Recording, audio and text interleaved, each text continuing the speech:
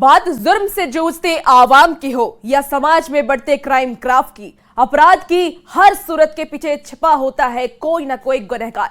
नमस्कार, मैं हूं आपके साथ रुचिका राज और तफ्तीश की राह में आने वाली हर कड़ी सुराग बनकर पहुंचाती है गुनहगारों को सलाखों के पीछे। आप बने रहिए हमारे साथ, क्योंकि जुर्म के खिलाफ हमारी तफ्तीश लगातार जारी है।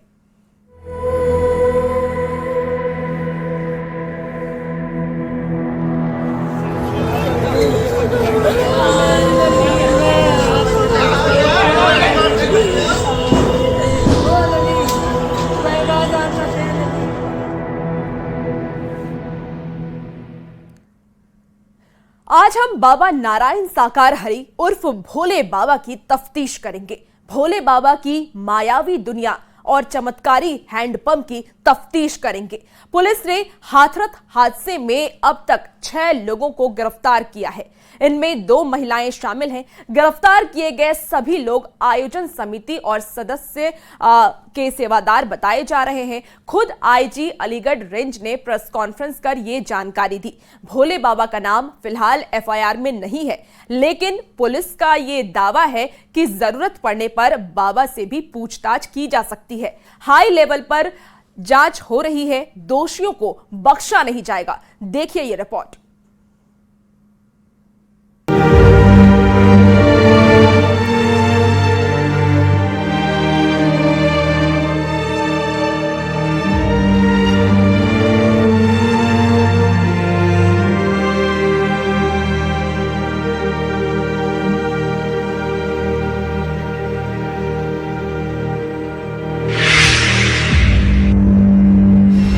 हाथरस हादसे के बाद से योगी सरकार लगातार एक्शन में है। पुलिस ने अब तक पूछताछ के बाद आयोजन समिति से जुड़े 6 लोगों को गिरफ्तार कर लिया है। अलीगढ़ के आईजी शलभ माथुर ने प्रेस कॉन्फ्रेंस करके अब तक की पुलिस एक्शन की जानकारी दी। 3 तारीख को सुबह ही फॉरेंसिक टीम और फील्ड यूनिट द्वारा साक्ष्य संकलन की कार्यवाही से गहन रूप से वहां पर साक्ष्य संकलन की कार्रवाई की गई थी। कल मॉर्निंग में जैसा मैंने बताया 6 लोगों की अभी गिरफ्तारी हुई है। अलीगढ़ आईजी ने बताया कि अब तक 121 लोगों की जान जा चुकी है। जब भगदड़ हुई तो 6 सेवादार मौके से भाग गए थे, जिन्हें अब गिरफ्तार कर लिया गया है। पुलिस ने जिन आरोपियों को गिरफ्तार किया उनमें 2 महिलाएं भी शामिल हैं। आरोपी खुद ही क्राउड मैनेजमेंट का काम करते थे। इस काम के लिए प्रशासन का हस्तक्षेप उन्हें स्वीकार नहीं था।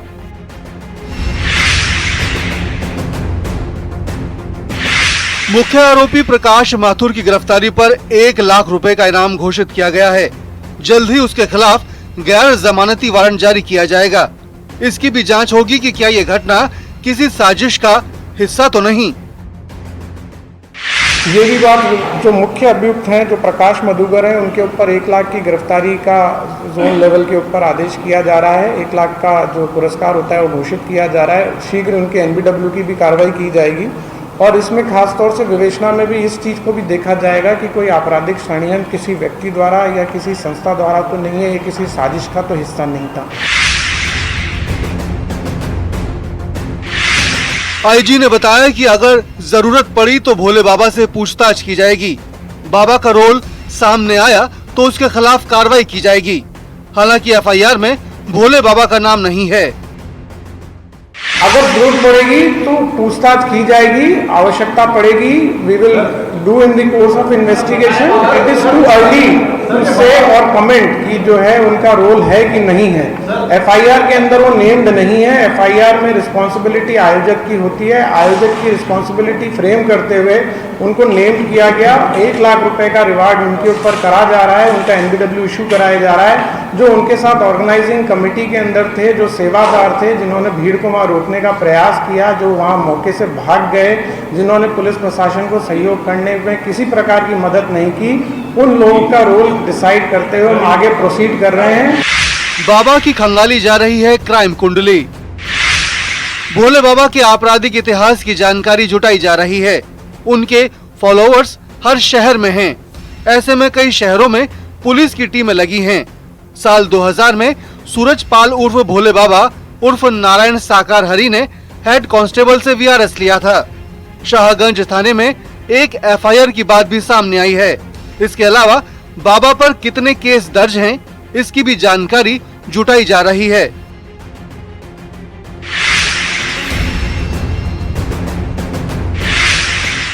पुलिस ने हाथरस के फुलहारी गांव के पास सत्संग के आयोजकों के खिलाफ एफआईआर दर्ज की है, जिसमें उन पर 2.5 लाख लोगों को कार्यक्रम स्थल पर ठूसने का आरोप है, जबकि केवल 80,000 लोगों के इकट्ठा होने की इजाजत मिली थी।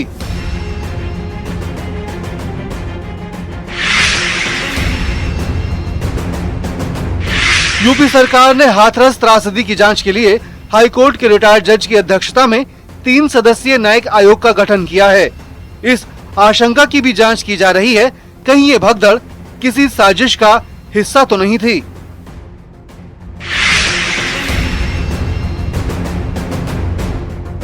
दो जुलाई की रात सिकंदराबाद थाने में एफआईआर दर्ज की गई। मुख्य सेवादार देव प्रकाश मधुकर और उसके आयोजकों को आरोपी बनाया गया। खुद सीएम योगी ने बुधवार को हाथरस का दौरा किया और घायलों से मुलाकात की थी।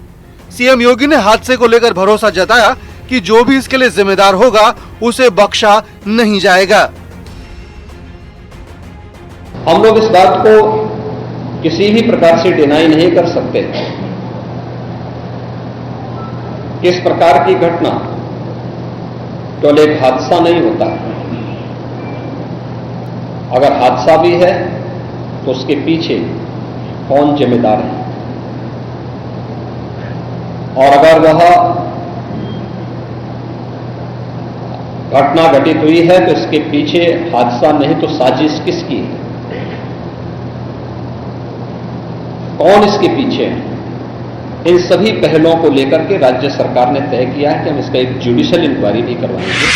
पुलिस का कहना है कि जरूरत पड़ने पर नारायण साकार हरि उर्फ भोले बाबा से भी पूछताछ होगी। भले ही बाबा का नाम अभी एफआईआर में नहीं है, लेकिन वो जांच के दायरे में हैं। न्यूज़ 18 के लिए ब्यूरो रिपोर्ट।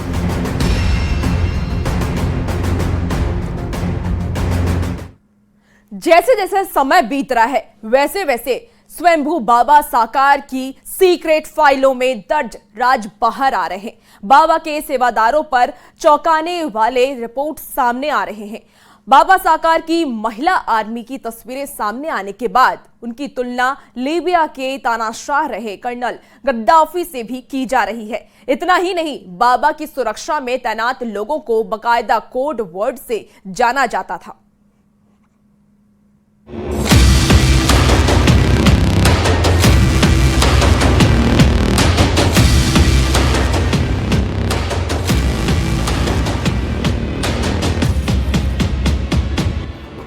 भगदड़ कांड के विलेन की सनसनीखेज कहानी। बाबा के सेवादारों पर चौंकाने वाली रिपोर्ट।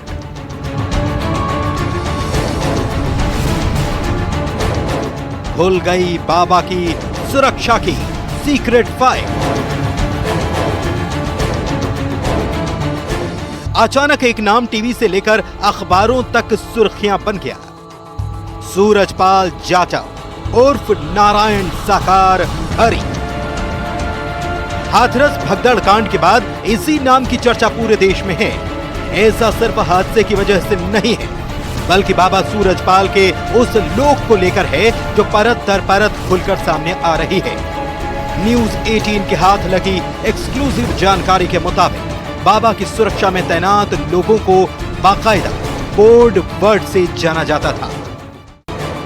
गुलाबी ड्रेस वाले सेवादारों को नारायणी सेना के नाम से जाना जाता है। ब्लैक कमांडो यानी कि वो कमांडो जो बाबा के काफिले के साथ चलते हैं, उन्हें गरुड़ योद्धा कहा जाता है। सर पर टोपा लगाने वाले और ब्राउन ड्रेस पहनने वालों को हरि वाहक कहा जाता है। हाथरस भगदड़ कांड की चर्चा पूरे देश में है। ऐसा हादसे की वजह से नहीं, बल्कि सूरजपाल के उस आश्रम को लेकर है जो अब परत दर परत खुल रहा है। दरअसल में न्यूज़ 18 के हाथ एक्सक्लूसिव जानकारी लगी है। बाबा की सुरक्षा में तैनात लोगों को बाकायदा कोडवर्ड के नाम से जाना जाता था। गुलाबी ड्रेस पहनने वाले सेवादारों को नारायणी सेना के नाम से जाना जाता था। ब्लैक कमांडो यानी ब्लैक कैट कमांडो के रूप में रहने वाले लोग बाबा की सुरक्षा में तैनात रहते थे और उन्हें गरुड़ योद्धा के नाम से जाना जाता था। सिर पर टोपी और ब्राउन ड्रेस पहनने वाले लोगों को हरिवाहक कहा जाता था। बाबा सूरजपाल की सुरक्षा में तैनात इन लोगों को बाकायदा सेना की तर्ज पर टुकड़ियों में बांटा गया है। मसलन ब्लैक कमांडो यानी कि गरुड़ योद्धा 20-20 की टुकड़ी में होते हैं। गुलाबी ड्रेस वाली नारायणी सेना के लोग 50-50 की टुकड़ी में होते हैं, जबकि हरी वाहक यानी कि टोपी और ब्राउन ड्रेस वाले 25-25 की टुकड़ी में होते हैं। बाबा की सुरक्षा में तैनात लोगों को बाकायदा सेना की तर्ज पर टुकड़ियों में बांटा गया। मसलन ब्लैक कमांडो यानी गरुड़ योद्धा 20-20 की टुकड़ी में होते हैं। गुलाबी ड्रेस वाले नारायण हरि 50-50 की टुकड़ी में होते हैं। वहीं हरि वाहक यानी टोपी और ब्राउन ड्रेस पहनने वाले 25-25 की टुकड़ी में होते हैं। यानी बाबा की सुरक्षा एक खास मैनेजमेंट के तहत की जाती थी, जिसमें महिला सुरक्षा कर्मी भी शामिल थीं। सवाल यही कि सूरजपाल की अपनी सुरक्षा इतनी पुख्ता रहती थी, लेकिन उनका क्या जो बाबा सूरजपाल के एक इशारे पर न मौसम की परवाह करते और न ही किसी दूसरी चीज की। लोग तो बाबा साकार की महिला आर्मी की तुलना लीबिया के तानाशाह रहे कर्नल गद्दाफी से भी करने लगे हैं। मानवता के दुश्मन और अंतर्राष्ट्रीय कानून पर भरोसा नहीं करने वालों की सूची में लीबिया के इस तानाशाह की, जिसने पश्चिमी देशों की नाक में ऐसा दम किया कि उसके खात्मे के लिए नाटो की फौज उतारना पड़ी। गद्दाफी बेहद रंगीन मिजाज शख्स था। उसकी सबसे करीबी सुरक्षा घेरे में खूबसूरत लेकिन बेहद खतरनाक लेडी किलर्स का दस्ता तैनात रहता था। इस डिक्टेटर ने अपनी सुरक्षा में विदेशी गार्ड्स लगाए थे क्योंकि उसे अपनों पर भरोसा नहीं था। बाबा सूरजपाल अपनी सुरक्षा में महिलाओं को रखता था, जबकि उसके एक इशारे पर लोग न बारिश न गर्मी न धूप और कुछ भी करने को तैयार रहते थे, मगर बाबा उन पर भरोसा नहीं करता था, क्योंकि बाबा अपने जहन में कुछ और समेटे हुए था। लोग बाबा की तुलना तानाशाह कर्नल गद्दाफी से करने लगे, क्योंकि जिस प्रकार से वो तानाशाह किसी की नहीं सुनता था और उसके घेरे में महिलाएं सुरक्षा में रहती थी, वो महिलाएं जो उसके एक इशारे पर कुछ भी कर सकती थी, वो महिला जो उनकी सुरक्षा में थी, उन्हें लेडी किलर कहा जाता था। जाहिर है बाबा सूरजपाल की सीक्रेट फाइल्स में दर्ज राज जैसे जैसे बाहर आ रहे हैं, वैसे वैसे इस बात का पता चल रहा है कि कैसे एक साधारण से इंसान ने अपनी शानो शौकत के लिए मासूमों का भरोसा जीतकर उन पर अपना राज किया। जैसे जैसे बाबा सूरजपाल की सीक्रेट फाइल के राज सामने आ रहे हैं, वैसे वैसे बाबा का चेहरा भी सामने आ रहा है।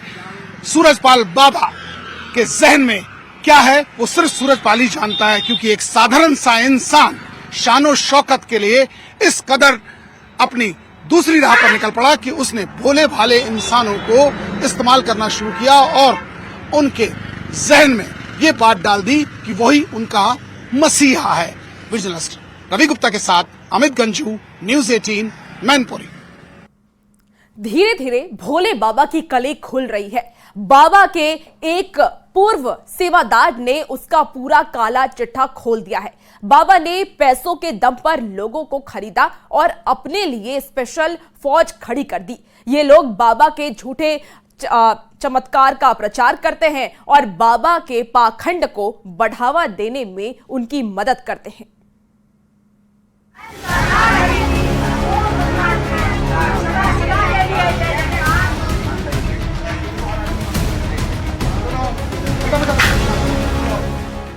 सूरजपाल उर्फ भोले बाबा उर्फ नारायण साकार हरि के पूर्व सेवादार रंजीत सिंह ने बाबा का पूरा काला चिट्ठा खोला।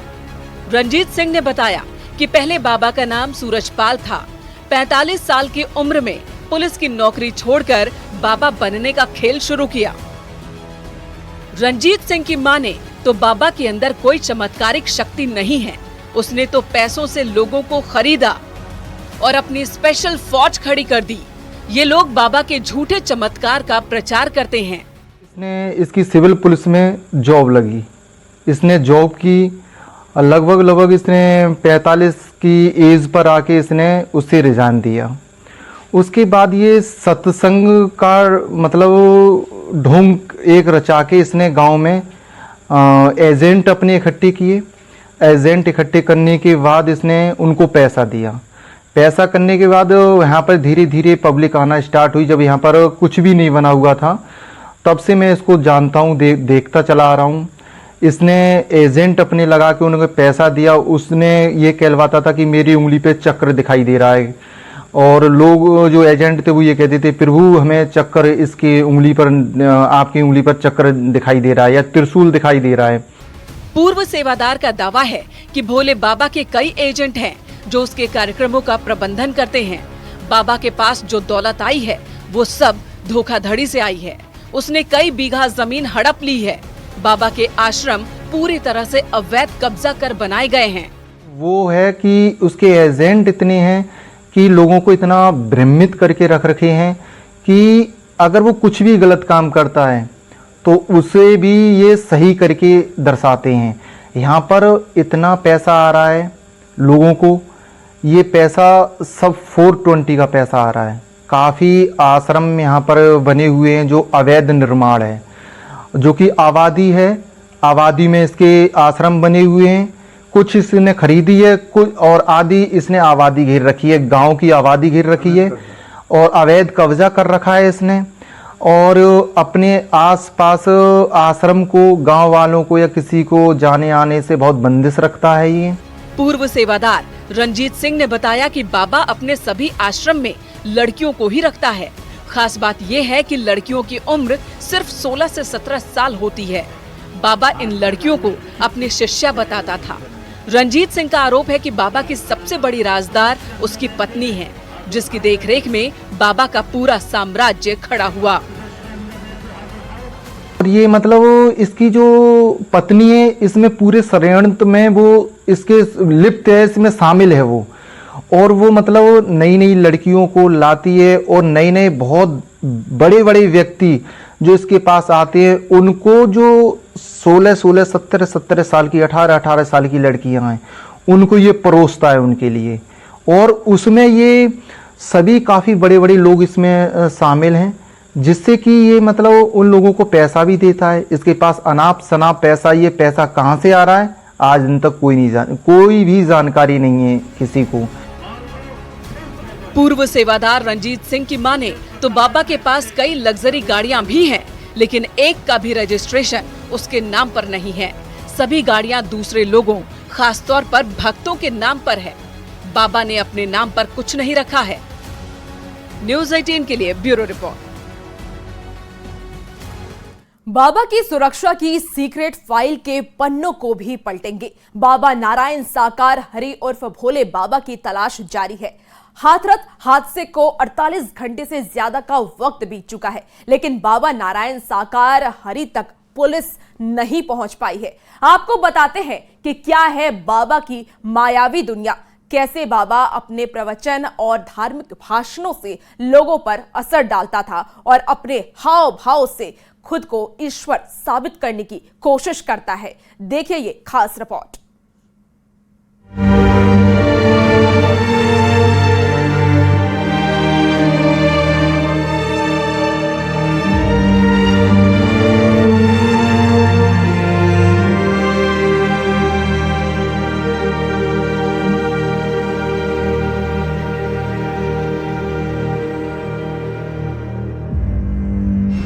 हाथरस में मची भगदड़ में 121 लोगों की मौत के बाद बाबा नारायण सरकार हरि उर्फ भोले बाबा को लेकर तमाम बड़े खुलासे हो रहे हैं। भोले बाबा को लेकर नया खुलासा उसके कासगंज में बहादुर नगर स्थित आश्रम को लेकर हुआ है। यहाँ हर रोज हजारों की संख्या में भोले बाबा के भक्त पहुँचते हैं। श्रद्धालुओं का दावा है कि इस आश्रम में चमत्कारी हैंडपंप है।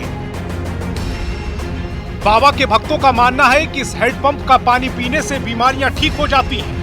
भक्त इस हैंडपंप के जल को अपने साथ अपने घर ले जाते हैं। हम आपको भोले बाबा के गांव बहादुर नगर में एक और कहानी बताते हैं। आप देखेंगे मेरे पास, मैं सहयोग से कहूँगा दिखाएं कि ये जो है 8 नल लगे हुए हैं, लाइन से नल लगे हुए हैं। यहाँ लोग आते हैं और पानी पीते हैं। अनुयायियों का मानना है कि इन्हीं नलों से पानी पीने से कई बीमारियां ठीक हो जाती हैं, लेकिन यहाँ के जो लोग हैं उनका कहना है कि ऐसा कुछ भी नहीं है। ये पानी पीने के लिए लोगों ने नल लगाए हैं, क्योंकि यहाँ पर हर मंगलवार को सैकड़ों ही नहीं हजारों की संख्या में भक्त आते हैं। उनके पीने के पानी के लिए व्यवस्था के लिए लगाया गया है। जो भी बात की जा रही है, अफवाह उड़ाई जा रही है। लेकिन जब न्यूज 18 की टीम इसकी पड़ताल करने आश्रम पहुंची तो मामला कुछ और ही निकला। स्थानीय लोगों का कहना है कि श्रद्धालुओं को पीने के पानी की दिक्कत ना हो, इसके लिए ये हैंडपंप लगाए गए हैं। तो यहाँ आते हैं, रोजाना आते हैं या हफ्ते में आ जाता है पानी से। तो उन्हीं के लोगों के लिए नल जो लगाए गए हैं, पानी की व्यवस्था के लिए लगाए गए हैं ना। ये कुटिया जो बनाई गई है, इसमें क्या काय के लिए बनाई गई है? ये बैठने का बनाई हो। तो यहाँ कौन लोग बैठता है? यहाँ आप ही लोग बैठते हो? हाँ। तो इनका भी साफ कहना है कि ये नल लगाए गए हैं, ये अंधविश्वास फैलाया जा रहा है कि इसमें अमृत निकलता है या कोई बीमारी ठीक होती है, लेकिन ऐसा नहीं है। ये नल जो लोग यहाँ अनुयायी आते हैं उनके पानी पीने के लिए लगाए गए हैं, जिससे कोई भी अनुयायी यहाँ से प्यासा ना जाए। हाथरस के गांव में लोगों का सूरजपाल पर काफी विश्वास है। गांव के लोग सूरजपाल और उसकी पत्नी राजमाता की फोटो पर माला भी पहनाते हैं। हाथरस के सोखना गांव में 4 लोगों की दर्दनाक मौत हुई है। एक परिवार की मां, पत्नी और बेटी की मौत हुई है। पूरा परिवार बर्बाद हो गया। परिवार में अब सिर्फ पिता और 3 छोटे बच्चे बचे हैं। ऐसे में पिता का कहना है कि अगर बाबा चमत्कारी हैं तो सबको वापस जिंदा कर दें। अब से परिवार का कोई भी सदस्य बाबा के कार्यक्रम में नहीं जाएगा। चमत्कार होता तो फिर वो सही न कर लेते। इतना हादसा वो है, इतने बड़े चमत्कारी होते, भगवान होते तो इतना बड़ा हादसा न रोक सकते हो। ऐसा कुछ नहीं है, लेकिन जब पब्लिक के दिमाग में कुछ भर जाता है, अंधविश्वास भागती है। एक जा रहा है, दूसरा भी पीछे पड़ गया। चलो चलो चलो चलो, देखते हैं कमाने को मेला देखे आएंगे। पीड़ित परिवारों के सदस्यों का कहना है कि बाबा कोई चमत्कारी नहीं है। बाबा के दावे झूठे हैं, लोगों को बरगलाते हैं। दूसरे परिवार के लोग भी जो अपने को खो चुके हैं, बाबा को ढोंगी बता रहे हैं। उन्होंने पूछा है कि इतने बड़े हादसे के बाद बाबा ने लोगों की सुध क्यों नहीं ली। सच्चा अपराधी चाहे लाख शातिर हो, तफ्तीश की दिशा अगर सही है तो सलाखों के पीछे जाने से बच नहीं सकता कोई गुनहगार। तो पुलिस चाहे सोई हो, मुजरिम चाहे कोई हो, आप बने रहिए हमारे साथ, क्योंकि हर जुर्म के खिलाफ हमारी तफ्तीश लगातार जारी है।